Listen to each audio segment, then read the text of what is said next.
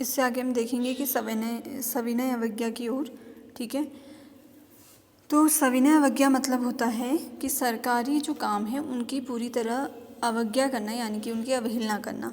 ठीक है, जैसे असहयोग में क्या था कि उनका सहयोग ना देना, और उसको किसके कारण, या जो चोरा चोरी कांड हुआ था उसके कारण 1922 में गांधी जी ने क्या किया था, ये पूरा जो आंदोलन चल रहा था, ठीक है, उसको वापस ले लिया था। क्योंकि उन्होंने क्या सोचा कि ये जो आंदोलन है वो क्या ले रहा है, एक हिंसक रूप ले रहा है, क्योंकि इतनी अलग तरीके से इतने सारे पुलिसकर्मियों की जान ले लेना ये बहुत ही ज़्यादा हिंसात्मक कार्य था, है ना। तो इस वजह से गांधी जी, जैसे आप जानते हो कि वायलेंस के बिल्कुल भी साथ नहीं थे वो, तो इसीलिए उन्होंने आंदोलन वापस ले लिया और धीरे धीरे पूरे देश से आंदोलन क्या है, धीरे धीरे कम हो गया।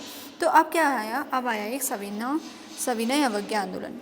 ठीक है, तो जैसे ही असहयोग आंदोलन वापस लिया तो गांधी जी को कुछ ना कुछ तो करना ही था, है ना, क्योंकि जो राष्ट्रीयता की भावना भारत के देशवासियों के बीच में आ रही थी, वरना उसका क्या हो जाता, ह्रास हो जाता, है ना। तो अब क्या हुआ, 1919 में गवर्नमेंट ऑफ इंडियन एक्ट के तहत परिषदें बुलाई गई, और उसका एक ही मकसद था कि जो ब्रिटिश नीतियां हैं उसका विद्रोह करना, और जो वकालत है यानी कि नियम है उनको सुधारना।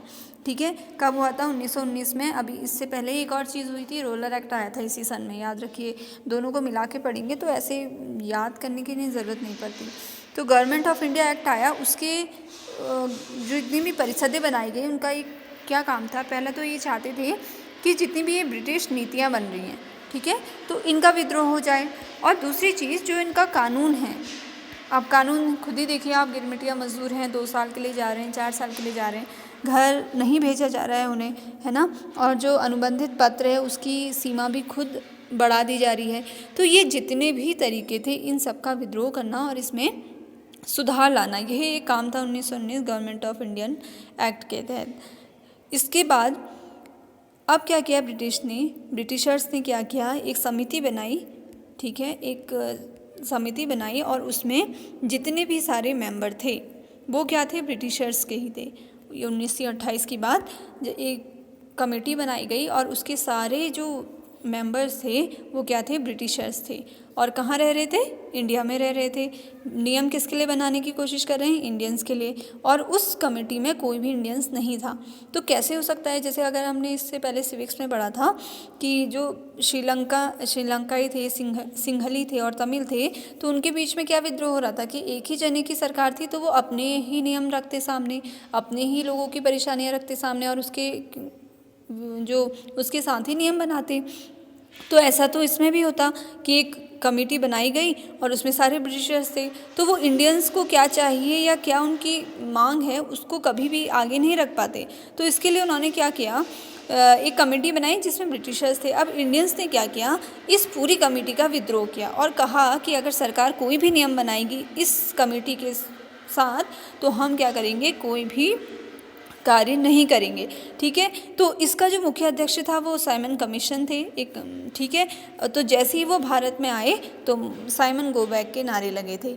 1928 की बात थी। क्यों? क्योंकि उस समय जो कमेटी बनी, जितना भी ये वैधानिक आयोग का गठन किया गया था उसमें केवल ब्रिटिशर्स थे, कोई भी इंडियंस को नहीं रखा गया था उस व्यवस्था में, उस कार्यशैली के अध्ययन के लिए किसी को भी नहीं रखा था, केवल अंग्रेज थे। तो इसी चीज़ का विद्रोह करने के लिए गांधी जी और उनके साथ मिलकर सारे ही भारतीयों ने क्या किया था, इसका विद्रोह किया था। और जब 1928 में साइमन जैसे ही भारत आए तो जो साइमन कमीशन वापस जाओ या साइमन गो बैक के उसमें नारे लगे थे। ठीक है, तो इसके बाद जैसे ही देश में हालात बिगड़ रहे थे, ब्रिटिशर्स को लग रहा था कि अब ये जो भारतीय हैं वो क्या कर रहे हैं, आंदोलन कर रहे हैं, तो उनको ये भी पता था ब्रिटिशर्स को कि गांधी जी का नेतृत्व पूरे भारत में बहुत ही ज़्यादा प्रभावशाली है। तो अगर कोई भी भारत से कोई भी कार्य कराना है तो उनके लीडर जो हैं कौन, महात्मा गांधी हैं, उनको अपने साथ लेना क्या है, बहुत ही ज़्यादा आवश्यक है। तो इसके लिए क्या किया गया, गोलमेज सम्मेलन का आयोजन किया गया।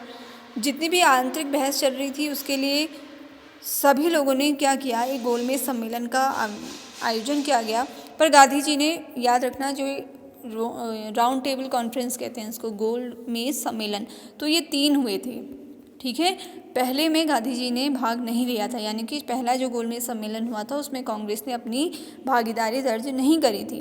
द्वितीय में और तृतीय में, यानी कि दूसरे और तृतीय में गांधी जी गए थे, पर पहले में उन्होंने जाने से मना कर दिया था। क्यों मना किया था? क्योंकि सविनय अवज्ञा चल रहा था और वो नहीं चाहते थे कि वो सरकार की कोई भी नीति में अपनी भागीदारी कर सकें। ठीक है, इतने पॉइंट्स बनाइएगा पहले वाली वीडियो और इसको मर्ज करके। ठीक है।